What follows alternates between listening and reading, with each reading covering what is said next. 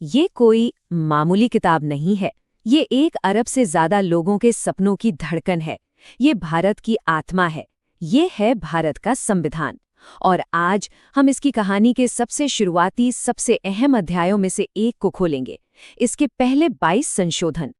जानते हैं, ये एक ऐसा सवाल है जो हर महान लोकतंत्र को खुद से पूछना पड़ता है, क्योंकि एक संविधान को सिर्फ लिखा नहीं जाता, उसे जीना पड़ता है। उसे अपने लोगों के साथ, उनकी ज़रूरतों के साथ और बदलते वक्त के साथ बहना पड़ता है। और हमारे देश के निर्माताओं ने इस सच्चाई को बखूबी समझा, इसलिए उन्होंने संविधान में बदलाव का रास्ता हमेशा खुला रखा। तो चलिए उस ऐतिहासिक सफ़र की शुरुआत करते हैं। जरा कल्पना कीजिए, आज़ादी के बाद का वो पहला दशक। एक नया राष्ट्र जन्म ले रहा था और उसके सामने चुनौतियों के पहाड़ खड़े थे। सामाजिक न्याय दिलाना था, देश को एक रखना था, स्थिरता लानी थी। इन सब के लिए जरूरी था कि संविधान की नींव को बिना देर किए और मजबूत बनाया जाए।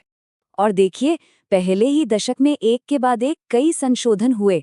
ये इस बात का सबूत है कि हमारे शुरुआती नेता कितनी तेजी और इरादे की मजबूती के साथ राष्ट्र निर्माण में जुटे थे।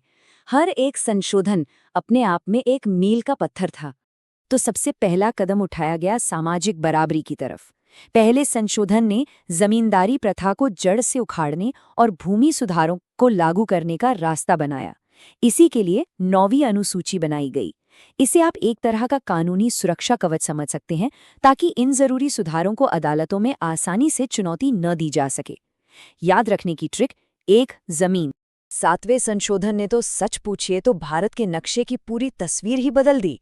इसने राज्यों की पुरानी ABCD कैटेगरी को खत्म किया और भाषा के आधार पर राज्यों को फिर से बनाया। यह हमारी अनेकता में एकता को अपनाने की दिशा में एक बहुत बड़ा, एक ऐतिहासिक फैसला था।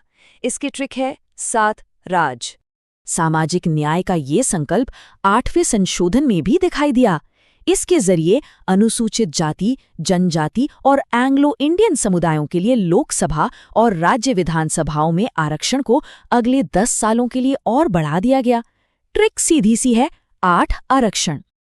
अब देखिए, राष्ट्र की नींव रखने में उसकी सीमाओं को तय करना भी तो शामिल है। 9वें संशोधन ने एक समझौते के तहत बैरूबारी यूनियन का कुछ हिस्सा पाकिस्तान को सौंपने की प्रक्रिया को पूरा किया। बेशक उस समय ये एक बहुत ही संवेदनशील और विवादास्पद कदम था। ट्रिक 9 पाकिस्तान। तो पहले दशक में नींव मजबूत हो गई। अब समय था भारत के संघ को और बढ़ाने का, उसका विस्तार करने का। अगले कुछ संशोधन भारत के मौजूदा भौगोलिक स्वरूप को गढ़ने वाले थे, एक एक करके नए क्षेत्रों को देश के साथ जोड़ते हुए। और इस विस्तार का सिलसिला शुरू हुआ 10वें संशोधन से। इसके तहत दादरा और नगर हवेली को एक केंद्र शासित प्रदेश के तौर पर भारतीय संघ का हिस्सा बनाया गया। इसे याद रखना बहुत आसान है। ट्रिक है 10D। डी से दादरा। इसके ठीक बाद 12वें संशोधन ने गोवा, दमन और दीव को भारत में शामिल किया। इस एक कदम ने इस इलाके पर सदियों से चले आ रहे पुर्तगाली शासन का हमेशा के लिए अंत कर दिया। इसकी ट्रिक है 12G। जी से गोवा। 13वां संशोधन क्षेत्रीय उम्मीदों और पहचान को सम्मान देने के बारे में था।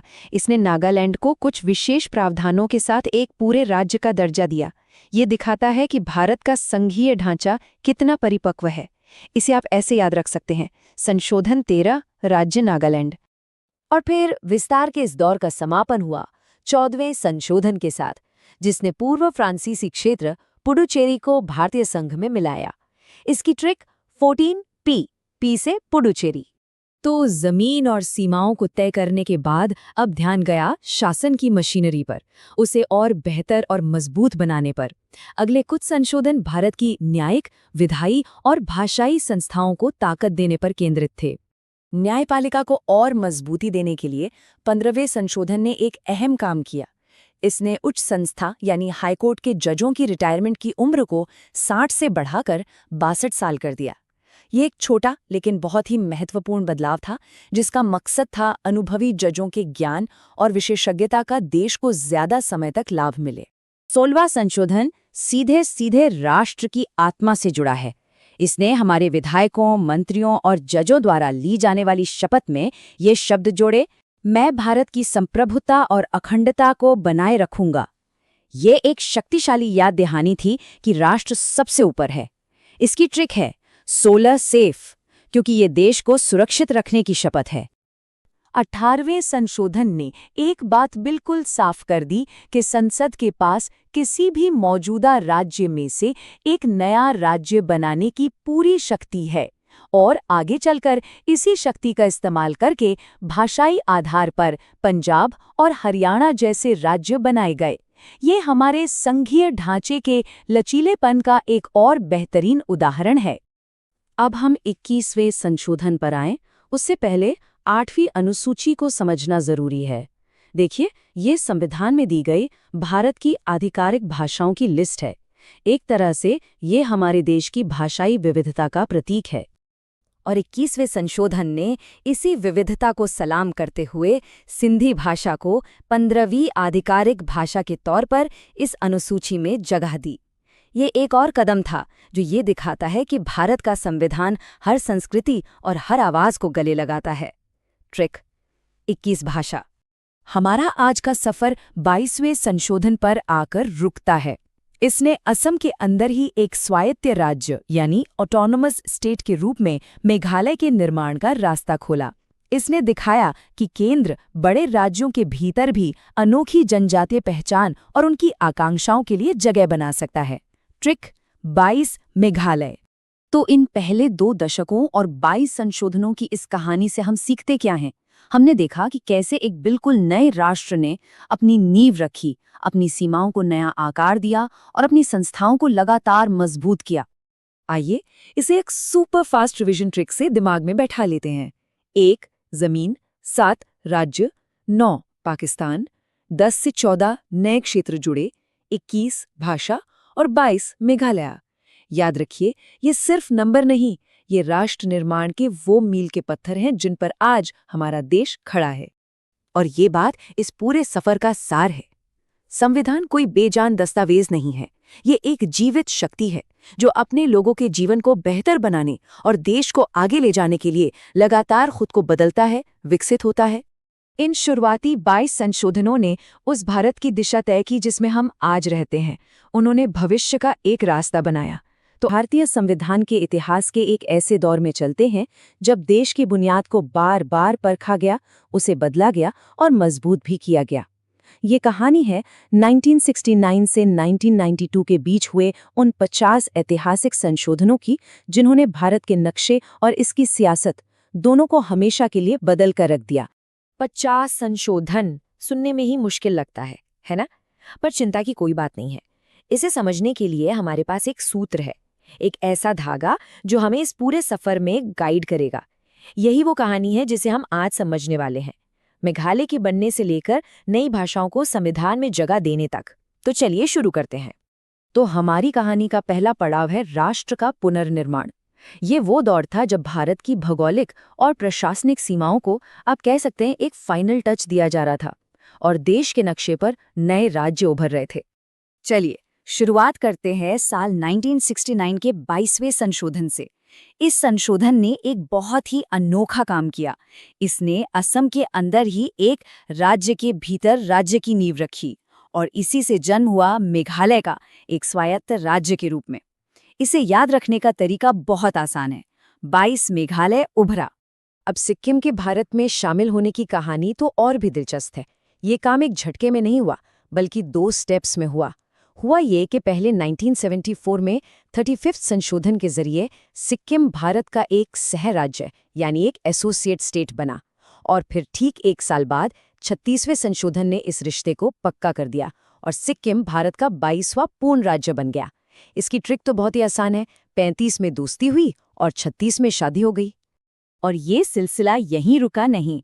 1986 में 53वें संशोधन से मिजोरम एक पूरा राज्य बना और फिर 1987 में 56वें संशोधन के साथ गोवा को भी राज्य का दर्जा मिल गया। धीरे धीरे भारत का वो नक्शा तैयार हो रहा था जिसे हम आज जानते हैं। तो देखिए, एक तरफ तो भारत का नक्शा आकार ले रहा था, पर दूसरी तरफ देश के अंदर ही शक्ति का संतुलन भी तेजी से बदल रहा था। ये अध्याय है संसद, अदालत और आम नागरिक के अधिकारों के बीच की खींचतान और नए समीकरणों का। साल 1971 का 24वां संशोधन, ये एक बहुत ही बड़ा और दूरगामी असर डालने वाला कदम था। इसने संसद को ये असीमित शक्ति दे दी कि वो मौलिक अधिकारों यानी फंडामेंटल राइट्स समेत संविधान के किसी भी हिस्से को बदल सकती है। इसकी ट्रिक है 24 घंटे संसद के पास पूरी पावर। इसी संशोधन ने आगे चलकर होने वाले कई बड़े संवैधानिक विवादों की नींव रखी। उसी साल 26वें संशोधन ने एक और ऐतिहासिक काम किया। इसने भारत की पुरानी रियासतों के राजा महाराजाओं को मिलने वाला जो स्पेशल भत्ता था, जिसे प्रीवी पर्स कहते थे, उसे हमेशा के लिए खत्म कर दिया। ये समानता की तरफ एक बहुत बड़ा कदम था। इसे याद रखना है, 26 मतलब राजा खत्म। अब हम संविधान के इतिहास के सबसे विवादास्पद दौर में दाखिल हो रहे हैं, आपातकाल का अध्याय। ये वो वक्त था जब संवैधानिक संशोधनों के जरिए सत्ता का इतना केंद्रीकरण हुआ जितना पहले कभी नहीं हुआ था। जरा इन सालों पर गौर कीजिए, 1975 और 1976। बस इन 2 सालों में ही संवैधानिक तूफान सा आ गया। एक के बाद एक ऐसे संशोधन हुए जिन्होंने पावर के सारे समीकरण बदल दिए। 38वें संशोधन ने कहा कि इमरजेंसी लगाने के फैसले पर कोई अदालत सवाल नहीं उठा सकती। 39वें ने प्रधानमंत्री के चुनाव को ही किसी भी कोर्ट की समीक्षा से बाहर कर दिया। और फिर आया 42वां संशोधन, जिसने तो संविधान की शक्ल ही बदल दी। 42वें संशोधन को लघु संविधान या मिनी कॉन्स्टिट्यूशन यूं ही नहीं कहते। इसके बदलाव बहुत ही गहरे थे। संविधान की प्रस्तावना में समाजवादी और पंथनिरपेक्ष शब्द जोड़े गए। नागरिकों के लिए 10 मौलिक कर्तव्य शामिल किए गए। इतना ही नहीं, नीति निदेशक सिद्धांतों को मौलिक अधिकारों से ऊपर रख दिया गया। और सबसे बड़ा राजनीतिक बदलाव, लोकसभा का कार्यकाल 5 साल से बढ़ाकर 6 साल कर दिया गया। ट्रिक बड़ी सिंपल है, 4 + 2 = 6। कहते हैं ना कि हर तूफान के बाद शांति आती है, तो आपातकाल के बाद लोकतंत्र की बहाली का समय आया। अब जो संशोधन हुए वो असल में इमरजेंसी के दौरान हुए बदलावों को ठीक करने और संवैधानिक संतुलन को फिर से पटरी पर लाने की एक बहुत बड़ी कोशिश थे। तो 44वां संशोधन एक तरह से 42वें संशोधन का सीधा जवाब बनकर आया। इसने इमरजेंसी के दौरान हुए कई बड़े बदलावों को पलट दिया। जैसे लोकसभा का कार्यकाल वापस 6 से 5 साल कर दिया गया। इमरजेंसी लगाने का आधार आंतरिक अशांति जैसे अस्पष्ट शब्द से बदलकर सशस्त्र विद्रोह जैसा ठोस शब्द कर दिया गया।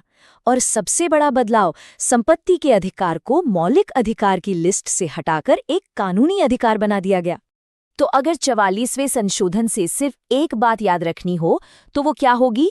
बिल्कुल संपत्ति के अधिकार में बदलाव। और इसे याद रखने की ट्रिक तो और भी मजेदार है। 4 + 4 = 8 और 1978 में संपत्ति के अधिकार को हटा दिया। चलिए अब अपने सफर के आखिरी पड़ाव पर चलते हैं। ये वो संशोधन हैं जो हमें आज के भारत की दहलीज पर ला खड़ा करते हैं। इन्होंने आज की राजनीति और समाज को वो शक्ल दी है जिसे हम आज देखते हैं, चाहे वो राजनीतिक स्थिरता की बात हो या फिर युवा शक्ति की भागीदारी की। 80 के दशक में भारतीय राजनीति में एक जुमला बड़ा मशहूर हो गया था, आया राम गया राम। मतलब नेताओं का पार्टी बदलना एक आम बात हो गई थी। इसी चलन को रोकने के लिए 52वां संशोधन लाया गया, जिसे हम दल बदल विरोधी कानून के नाम से जानते हैं। इसने संविधान में 10वीं अनुसूची जोड़ी और ये नियम बनाया कि अगर कोई चुना हुआ प्रतिनिधि अपनी पार्टी बदलता है तो उसकी सदस्यता चली जाएगी। ट्रिक सीधी है, 5-2 मतलब दल बदलना छोड़ दो। अब एक ऐसा संशोधन आया जिसने रातों रात करोड़ों भारतीय नौजवानों के हाथ में देश की सबसे बड़ी ताकत थमा दी, वोट का अधिकार। 61वें संशोधन ने वोट डालने की उम्र 21 से घटाकर 18 साल कर दी। ये भारतीय लोकतंत्र के विस्तार में एक मील का पत्थर साबित हुआ। 1991 में 69वें संशोधन ने देश की राजधानी दिल्ली की राजनीतिक पहचान ही बदल दी। इसे राष्ट्रीय राजनीति क्षेत्र यानी NCT का एक विशेष दर्जा दिया गया और साथ ही यहाँ एक विधानसभा और मंत्री परिषद की व्यवस्था भी की गई। दिल्ली के आज के प्रशासनिक ढांचे की ये शुरुआत थी। इसकी ट्रिक है, 69 से दिल्ली को मिला एक नया छौं यानी एक नया लुक। और हमारा ये लंबा सफर 71वें संशोधन पर आकर पूरा होता है। 1992 में इस संशोधन ने संविधान की 8वीं अनुसूची में 3 और भाषाओं को शामिल किया, कोंकणी, मणिपुरी और नेपाली। यह भारत की भाषाई विविधता को सम्मान देने की दिशा में एक और खूबसूरत कदम था। इसे याद रखने का शॉर्टकट है KMN कोंकणी, मणिपुरी, नेपाली। तो 22वें संशोधन से लेकर 71वें तक हमने देखा कि हमारा संविधान कोई पत्थर पर लिखी लकीर नहीं है। ये एक जिंदा, सांस लेता हुआ दस्तावेज है जो देश के साथ बढ़ता है, सीखता है और समय के साथ खुद को बदलता है। और आज हम इसी कहानी के कुछ सबसे अहम पन्ने पलटने वाले हैं, 73वें से लेकर 106वें संशोधन तक। वो बदलाव जिन्होंने हमारे लोकतंत्र को एक नई दिशा दी। बिल्कुल, ये एक ऐसी ताकत है जो समय के साथ खुद को ढालती है और भारत के हर नागरिक की उम्मीदों को अपने अंदर जगह देती है। तो चलिए इस विकास की कहानी शुरू करते हैं। और इसकी शुरुआत होती है भारत के दिल से, इसके गांवों और शहरों से। देखते हैं कि कैसे लोकतंत्र ने अपनी जड़ें मजबूत की। साल था 1992 और आया 73वां संशोधन।